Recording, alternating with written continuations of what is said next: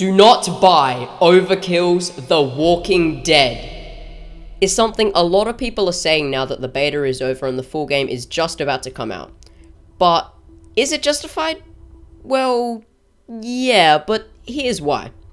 It's not just the price point of $60 on Steam and $100 on console, which doesn't actually mean much to me as I got the game for free because of the beta. The story starts off with you defending the camp against invading walkers with a selection of terrible characters and weapons. It is a really stupid way to start off the game with this, as it is a really boring mission and it feels very linear. All you have to do is survive 4 waves of you killing walkers, gathering planks, and then using those planks to repair the gates that the walkers are busting through, like they aren't actually weak, dead, reanimated corpses, but instead an army of full-strength riot cops. After that stupidly easy mission, we learned that that was just the beginning. The walkers were sent there for us to battle off by another survival group, called the Family. While we were defending ourselves against the walkers, they were raiding our supply houses, which for some reason aren't in our actual camp, which would make more sense. But why not have it off-site? It's not like we would need to access it almost every day, and it's not like we would have to battle off walkers just to get there, as it isn't as secure as our actual base.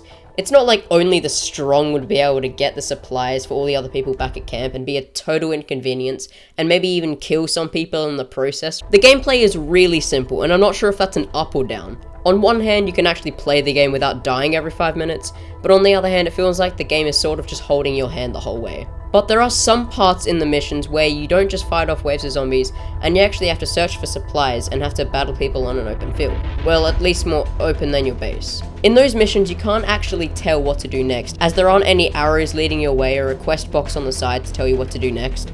At some points, you actually get lost. Like, seriously, I spent about a good 15 minutes trying to find out where to go on the second mission. Also, should I mention that there is no crosshair in this game? That seems important, right? The different sort of game modes that they have are both really boring and feel very linear. One is just fighting off waves of zombies, usually known as a wave defender mode in a lot of other games, and the other is just a mix-up of a lot of different game modes. One part of the second game mode is an adventure puzzle one. You have to search around for fuel or wire or other things to make other things work. Like, to get to a gate, you apparently can't just find another way in. You have to find car batteries and jumper cables to power a generator that you then have to turn on just to find out that you need gears to make some sort of gate turning mechanism work. Like, why do you need a power generator if the gate has a wind up thing? The visuals are actually pretty nice, even on low settings, which leads us on to another issue. The optimization. I was barely getting 60 FPS on low settings, and I don't have a bad PC.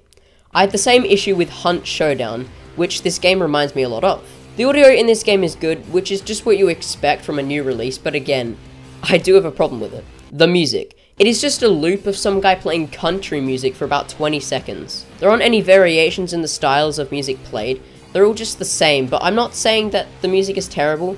It was nice on the ears.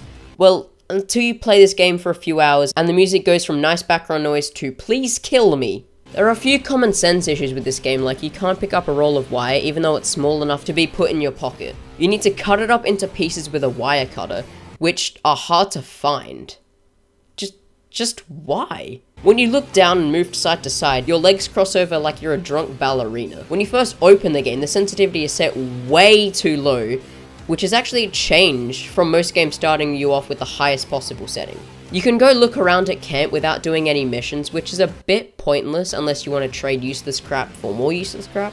In the lobby, while waiting for other players to join and ready up, the only way to signify that you have done so is that when you're not ready, you have the gun on your shoulders, and when you are, you put it in front of you. Like, if that's the only thing signaling that you are ready, that is the most stupid thing I have ever heard. If you want examples of these and more flaws to be pointed out, go check my video on my other channel.